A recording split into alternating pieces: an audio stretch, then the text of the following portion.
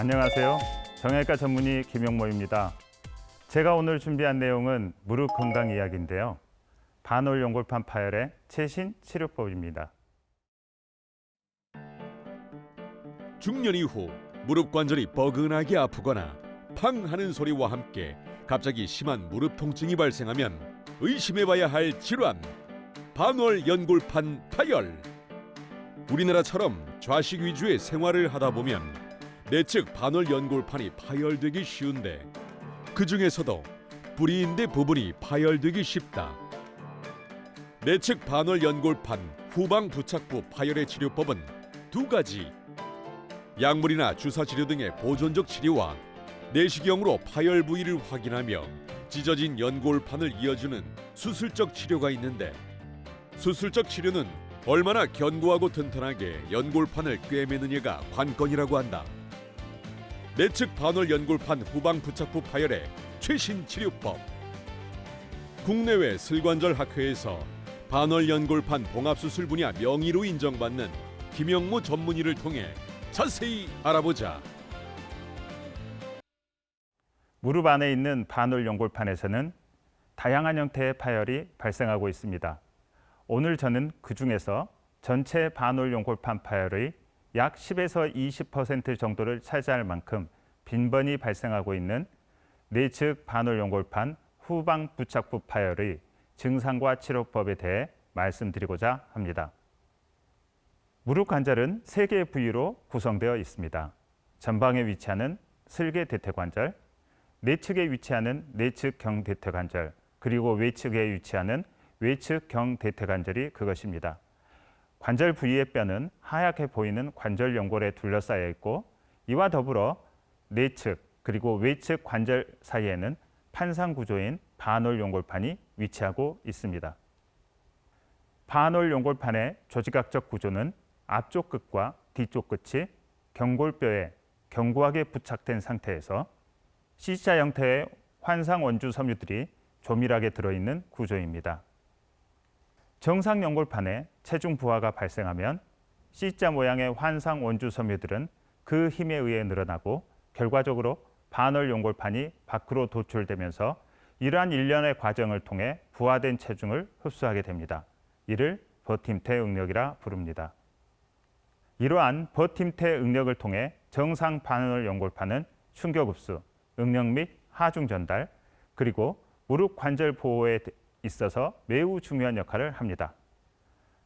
또한 평평한 경골뼈 위에 둥근 모양의 대퇴뼈가 위치함으로써 만들어지는 두 관절 연골 사이의 빈 공간을 반월 연골판이 채움으로써 관절의 일치성을 제공하고 관절 안정성을 제공하는 2차 구조물로 작동하며 관절 윤활 작용과 고유 수용 감각 기관으로서의 역할을 합니다.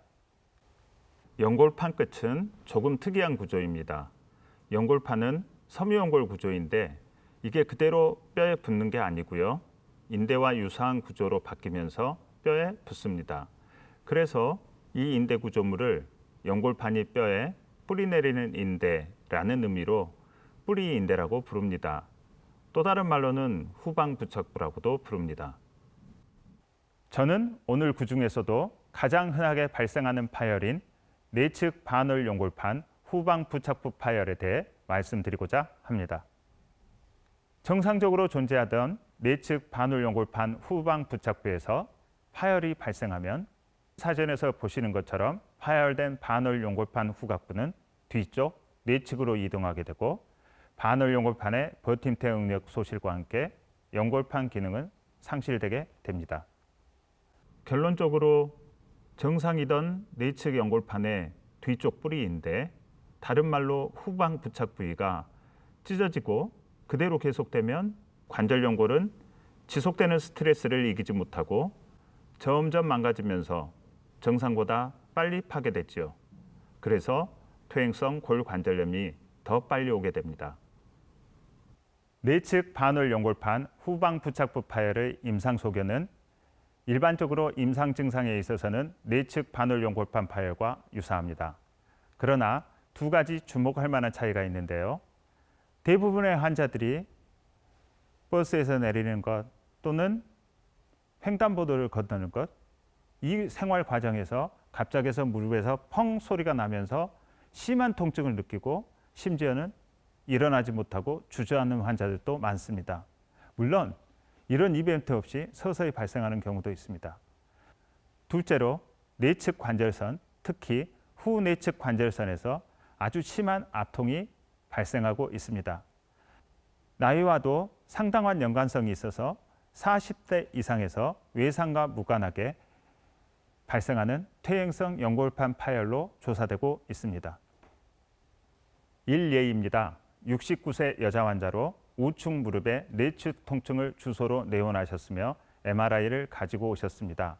환자분이 말씀하시는 전반적인 내용은 내측 반월 연골판 파열과 아주 유사했는데요. 최초 내원 시의 MRI를 보시면 내측 반월 연골판 후방 부착부에서 상당한 정도의 퇴행성 변화만 관찰될 뿐 파열은 보이지 않습니다. 저는 환자분에게 언젠가 갑자기 무릎에서 걸을 수 없을 정도의 심한 통증이 발생한다면 바로 MRI를 찍고 외래에 오실 것을 말씀드렸습니다. 그러한 이벤트가 불과 1개월 만에 발생하였고 재촬영된 MRI에서 내측 반월 연골판 후방 부착부는 완전히 파열된 상태였으며 그 파열 상태는 만성 파열의 양상이었습니다.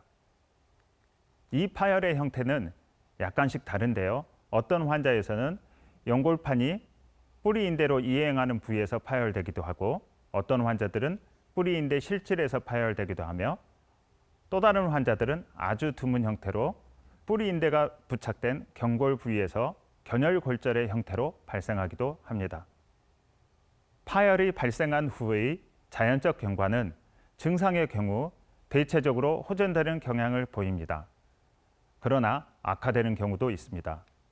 골관절염의 경우는 파열이 발생하지 않은 경우에 비해 계속 진행하는 것으로 알려져 있습니다.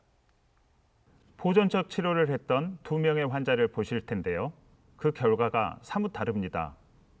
첫 번째 환자는 68세 여자입니다. 처음 내원했을 때 MRI에서 내측 연골판 후방 부착부 파열이 확인됩니다. 방사선 사진에서 전체적인 하지 정렬은 양호하였고 내측 관절에서 확실한 관절염 소견도 없이 양호한 상태였습니다. 증상에 대해 보존적 치료를 하면서 10년간 추적 관찰을 했는데 연골판 파열의 증상도 없는 아주 해피한 경우였습니다.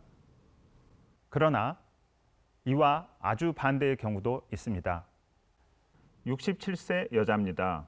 증상 초기에 촬영한 방사선 사진에서 경도의 내측 관절, 골 관절염 소견과 함께 내측 연골판 후방 부착부 파열이 관찰됩니다.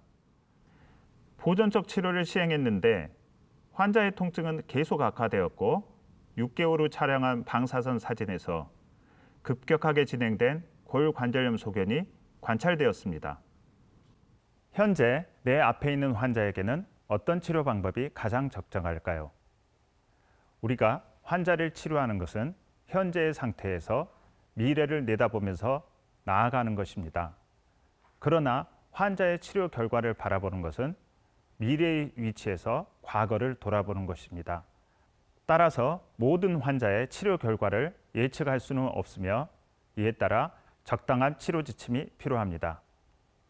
내측 반월 연골판 후방 부착부에서 파열이 발생하였을 때의 일반적인 치료 지침은 먼저 이 환자에 대해 수술적 봉합술이 가능한가를 고려해야겠습니다.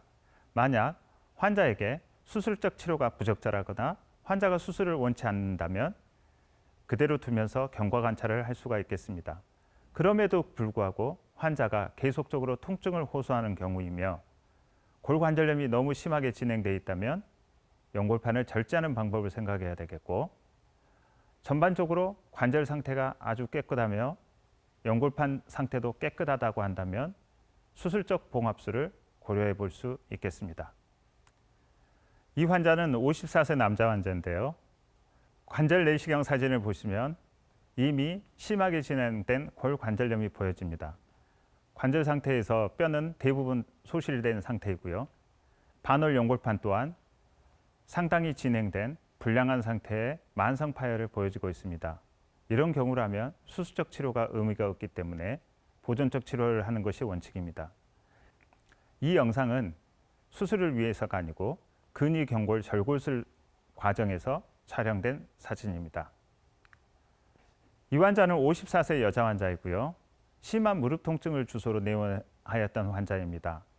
관절 내시경 상태를 보시면 3기 이상으로 심하게 진행된 관절 연골의 손상 소견과 함께 연골판의 상태는 매우 불량하며 진행된 만성 퇴행성 파열을 보여지고 있습니다. 이 환자의 경우에는 증상 호전을 위하여 연골판을 절제하는 수술을 시행하였습니다. 49세 남자 환자로 일주일 전 무릎에서 뚝수하는 소리와 함께 심한 통증이 발생하여 내원하였던 환자입니다. MRI를 찍었는데 내측 연골판 후방 부착부 뿌리인대 파열로 확인되었고요. 관절 연골 상태가 양호해서 봉합술을 시행했습니다. 그리고 6개월 후 2차 관절경 검사를 시행하였는데 파열된 연골판이 다시 경골뼈에 아주 잘 붙어 있는 게 확인됩니다. 환자는 증상도 없고 전혀 불편하지 않은 상태였습니다. 이와 같이 비교적 건강한 연골판 상태이면서 관절 연골 손상도 그렇게 심하지 않고 관절의 정렬도 깨끗한 상황이라고 한다면 수술적 치료가 더 좋은 방법일 것입니다. 2006년에 제가 북미 관절경 학회지에 이 파열에 대한 수술적 봉합술을 발표한 이후 다양한 수술 방법들이 소개되고 있습니다. 저는 현재도 좀 더 효과적으로 수술할 수 있는 방법을 찾기 위해 노력하고 있으며 그 결과를 발표하고 있습니다. 그럼 수술적 치료 방법에 대해서 말씀드리겠습니다. 파열이 존재하는 부위 자체가 굉장히 공간이 좁아서 수술적으로 어떤 기계를 넣어서 수술하기가 상당히 어려운 부위입니다. 또한 뼈에 달라붙는 부위에서 파열이 발생하였기 때문에 양쪽 끝을 갖다 붙일 수가 없습니다. 그래서 수술하는 무릎 관절의 상태에 따라 서로 다른 봉합 방법들이 사용되는데요. 두세 개의 실을 간단히 위아래로 통과시켜서 꿰매는 단순 봉합법이 있고요. 십자 형태로 꿰매는 변형된 마스날렌 봉합법도 있습니다. 이 방법이 단순 봉합법보다 더 안전하고 견고한 방법이지만 수술이 더 어렵다는 단점이 있습니다. 사용하는 실도 흡수성과 비흡수성으로 여러 가지가 있고요. 경골 앞에서 실을 고정하는 것도 쉬운 작업은 아닙니다. 왜냐하면 연골반을 꿰맨 위치와 실을 고정하는 위치가 거리적으로 멀기 때문에 팽팽하게 고정하는 게 어렵기 때문입니다. 그래서 여러 가지 고정법들이 고안되어 사용되고 있습니다. 이들 수술 방법들은 다양한 조합이 가능한데 수술하는 무릎의 조건이나 수술하는 의사의 경험이 그래서 중요합니다. 제가 사용하는 봉합 방법은 십자형 봉합법을 다시 변형해서 봉합 후 파열된 부위의 끝과 끝이 딱 붙도록 제가 고안한 방법으로 재변형된 마스날렌 봉합법이라 부릅니다. 지금 보시는 영상은 단순 수직 봉합법으로 수술하는 모습입니다. 먼저 정강이 뼈의 터널을 뚫고 골 터널에 실 한 가닥을 통과시킵니다. 그 후 터널의 구멍이 관절 내에서 정확하게 어디에 위치하는지를 확인해야 합니다. 이 환자의 경우 최종적인 구멍 위치가 단순 수직 봉합에 적합한 상태입니다. 이제 연골판을 수직 봉합할 차례인데요. 내부에서 실이 통과되는 갈고리 모양의 특수 기구로 연골판을 위에서 밑으로 뚫고 기구 안에 실을 전진시켜 연골판의 수직으로 실을 삽입합니다. 처음 통과한 실은 흡수성 실인데요. 이를 더 단단한 비흡수성 실로 바꾸고 있습니다. 두 개의 실이 삽입된 이후 이들을 경골 터널로 통과시키고 정강이뼈 앞에서 고정합니다. 수술 후 비교적 튼튼하게 고정된 연골판 파열을 확인하고 수술을 마칩니다. 이 환자에서 보시는 것처럼 반월 연골판 후방부는 공간이 매우 비좁기 때문에 수술하는 것이 쉽지 않습니다. 지금 보시는 영상은 제가 개발한 재변형된 마스날렌 봉합법으로 수술을 하는 모습입니다. 동일하게 먼저 정강이뼈의 터널을 뚫고 골 터널의 실안 가닥을 통과시킵니다. 그 후 터널의 구멍이 관절 내에서 정확하게 어디에 위치하는지를 확인하는데요. 이 환자의 경우 구멍 위치가 재변형된 마스날렌 봉합법에 적합한 상태입니다. 이제 연골판을 봉합하는데요. 동일하게 특수한 갈고리 모양의 기구를 이용하여 연골판을 위에서 밑으로 뚫고 기구 안의 실을 전진시킵니다. 그 다음 수직 봉합과 다르게 그 주변의 최적의 위치에서 다시 한번 연골판을 위에서 밑으로 뚫고 기구 안의 실을 전진시켜 하나의 실이 연골판을 꽉 움켜잡도록 만듭니다. 처음 통과한 흡수성 실을 더 단단한 비흡수성 실로 바꾸고 있습니다. 이렇게 하면 단순 수직 봉합보다 봉합한 실을 견디는 연골판의 힘이 더욱 강해집니다. 처음 봉합한 곳에서 십자형으로 크로스하도록 두 번째 봉합을 시행합니다. 그 후 연골판에 삽입된 두 개의 실을 경골 터널로 통과시키고 정강이뼈 앞에서 고정합니다. 이를 통해 비교적 튼튼하게 고정된 연골판 파열을 확인할 수 있습니다. 경골 끌어내기 봉합술로 수술한 직후의 관절경 수술 사진입니다. 8명의 예인데요. 제가 만든 재변형된 마스날렌 사용법을 사용하였고 비흡수성 봉합사를 사용하였습니다. 1년 후 시행한 2차 관절경 검사에서 7명의 환자에서는 잘 치유된 연골판 파열을 확인할 수 있었습니다. 그러나 일례에서는 다시 파열이 발생하였음을 확인할 수 있었습니다. 이처럼 봉합 수술을 하더라도 다른 형태의 연골판 파열에서와 마찬가지로 반드시 치유된다는 확실한 보장은 어렵습니다. 특히 이 파열은 퇴행성 연골판 파열이기 때문에 여러 가지 조건들이 치유에 불리하게 작용하므로 더욱 그렇습니다. 내측 연골판 후방 부착부, 뿌리인대 파열에 대한 봉합 수술의 실패는 수술하는 의사마다 다르지만 상당한 빈도로 보고되고 있는 것이 현실입니다. 이런 경우 대개 더 이상의 봉합 수술은 안 된다고 생각하는데요. 반드시 그렇지만은 않은 것 같습니다. 이 환자는 62세 여자 환자인데요. 영상을 보시면 봉합 수술 후 2차 관절경 검사에서 봉합 실패가 확인됩니다. 그런데 환자가 비교적 젊고 관절 상태도 양호했습니다. 그래서 어렵지만 다시 한번 봉합술을 시행했고요. 2차 관절경 검사에서 다행히 연골판이 잘 치유된 것을 확인할 수 있었습니다. 또한 손상된 대퇴 내과의 관절 연골도 과거보다 약간 호전된 상태인 것을 확인할 수 있었습니다. 이 환자는 53세 여자인데요. MRI와 관절경 검사에서 후방 부착부 뿌리인대 파열이 확인됩니다. 봉합과 관련된 다양한 연구 결과들을 기반으로 제가 만든 재변형 마스날렌 봉합술을 더 발전시켜서 수술에 적응하였습니다. 4가닥의 흡수성 봉합사로 단순 봉합과 재변형 마스날렌 봉합을 동시에 시행하였고 6개월 후 시행한 2차 관절경 검사에서 튼튼하게 봉합된 것을 확인할 수 있었습니다. 57세 여자 환자인데요. 이 환자에서도 동일한 병변이 확인되어 앞에서와 마찬가지로 4가닥의 흡수성 봉합사를 사용하여 단순 봉합과 제가 개발한 봉합법을 동시에 시행하였고 6개월 후 시행한 2차 관절경 검사에서 튼튼하게 봉합된 것을 확인할 수 있었습니다. 많은 논문들에서 내측 반월 연골판 후방 부착부 파열에 대한 봉합술은 보존적 치료나 부분 절제술에 비해 더 좋은 효과를 갖는 것으로 보고되고 있습니다. 봉합술은 보존적 치료나 부분적 절제술에 비해 환자의 기능 점수가 더 높이 나타났으며 골관절염의 진행을 낮출 수 있었고 인공관절 치환술로의 진행을 낮추는 것으로 확인되었습니다.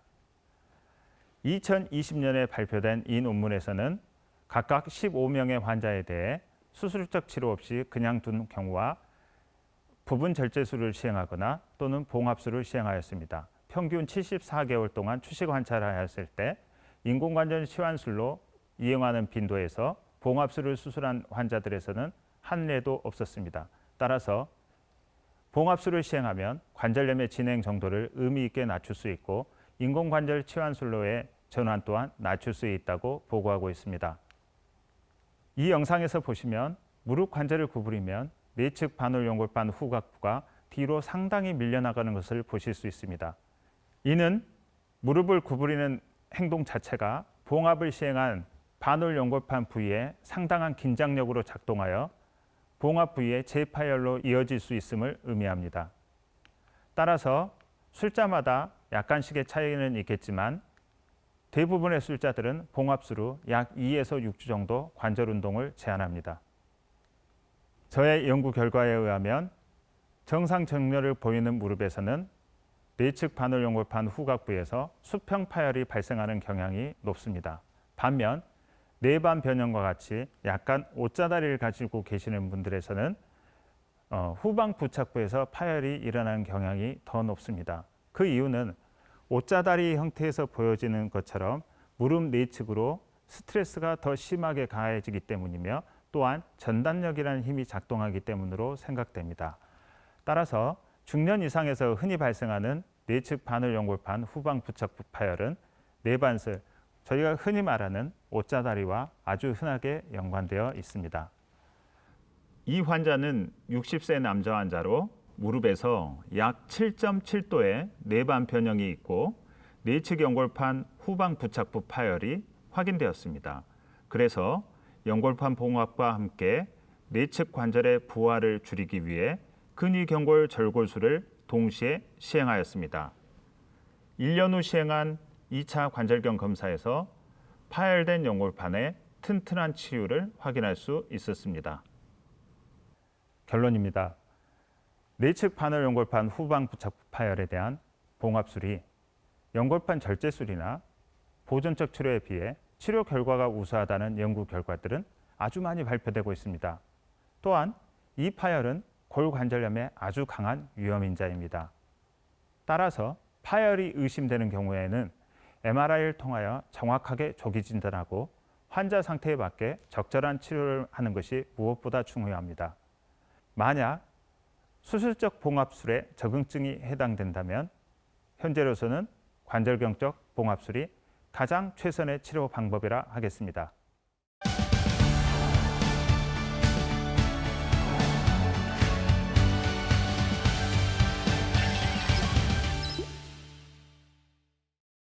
시청자들께서 저에게 내측 반월연골판 후방 부착부 파열에 대한 궁금증을 보내주셨는데요.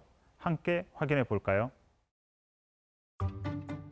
중학교 2학년인 딸이 춤을 추다가 반월연골판 후각부 파열이 되었습니다. 담당 의사는 내시경 수술을 하자고 하는데 성장기 아이들의 경우 자연 치유가 되는 경우도 있지 않나요? 이 환자의 경우에는 오늘 제가 말씀드린 내용과는 약간 다른 형태의 파열 같은데요. 어린 나이에서 발생한 외상성 내측 반월연골판 후각부에 수직 파열이 발생한 것 아닌가 예상됩니다. 이 경우 만약 연골판 파열에 피가 잘 통하는 부위에서 파열이 되었다고 한다면 그리고 사이즈가 1cm 이하로 상당히 적은 경우라면 또는 완전히 끊어지지 않고 부분적으로 불완전하게 파열이 됐다고 한다면 이런 경우에는 자연적인 치유를 기대해 볼 수 있습니다. 그러나 파열의 위치, 형태, 사이즈에 따라서는 자연 치유를 기대하기 어려운 경우도 꽤 많습니다. 또한 연골판 수술은 성장과는 무관하기 때문에 수술이 필요하다고 하면 미루시는 것은 결코 도움이 되지 않습니다. 연골판 수술의 경우는 그 수술이 시행되는 공간이 매우 좁습니다. 이러한 비좁은 공간에서 수술을 해야 되기 때문에 수술을 하는 과정에서 앞에서 설명드린 관절의 뼈를 둘러싸고 있는 관절 연골에 손상이 가해질 가능성이 상당히 많습니다. 따라서 가능하다면 경험 많은 정형외과 무릎 전문의에게 수술 받으실 것을 추천합니다. 60대 여성입니다. 반월연골판 파열로 진단받고 수술을 받았는데 수술 후 무릎을 고정해 두었습니다. 이유가 뭔가요? 이 환자는 연골판 봉합술을 시행받으신 것 같습니다. 환자의 처음 찢어져 있던 연골판 파열의 패턴이 어떠한지, 그리고 찢어진 위치가 어떠한지, 어떤 봉합 방법으로 꿰맸는지, 꿰매고 나서 파열된 연골판이 얼마나 안정되게 단단하게 고정되어 있는지에 따라서 환자를 고정하는 경우들이 있습니다. 반월 연골판 후방 부착부 파열의 경우에는 앞에서 설명드린 것처럼 수술 후 재파열의 가능성을 줄이고 파열 부위가 치유되도록 도움을 얻고자 술자마다 다르지만 약 2에서 6주까지 관절을 고정하는 것이 일반적입니다. 50세 여성입니다. 반월연골판 파열 진단을 받았는데 통증은 있지만 그럭저럭 지낼만 해서 수술을 미루고 있습니다. 꼭 수술을 해야 할까요? 환자분의 나이가 50세 정도로 중년이고 외상 없이 발생한 파열이 있기 때문에 아마도 반월 연골판의 수평 파열이 아닐까 생각됩니다. 환자의 반월 연골판 수평 파열은 나이가 들면서 발생하는 아주 흔한 퇴행성 연골판 파열입니다. 대체로 수술적 치료가 필요치 않은 경우가 많습니다. 그렇지만 MRI에 잘 보이지 않는 연골판 P8 파열 등 다른 형태의 파열이 존재하는 경우도 있고요. MRI를 찍고 나서 그 과정에서 인터벌 사이에서 또 다른 새로운 파열이 발생할 수도 있기 때문에 주기적으로 MRI 촬영을 하고 증상에 맞춰서 치료하는 것이 중요하겠습니다. 반월 연골판 후방 부착부 파열. 환자분들 중에는 시간이 지나면 괜찮아지겠지라고 생각하는 분들도 계십니다. 그러나 파열된 후 시간이 경과할수록 연골판의 변성과 함께 관절염이 진행하여 수술적 치료의 시기를 놓칠 수 있습니다. 무릎 통증, 이제 참지 마시고 치료를 통해 건강을 되찾으시길 바랍니다. 오늘 저의 이야기가 시청자분들이 행복하고 건강한 삶을 살아가시는데 도움이 되셨기를 바랍니다. 감사합니다.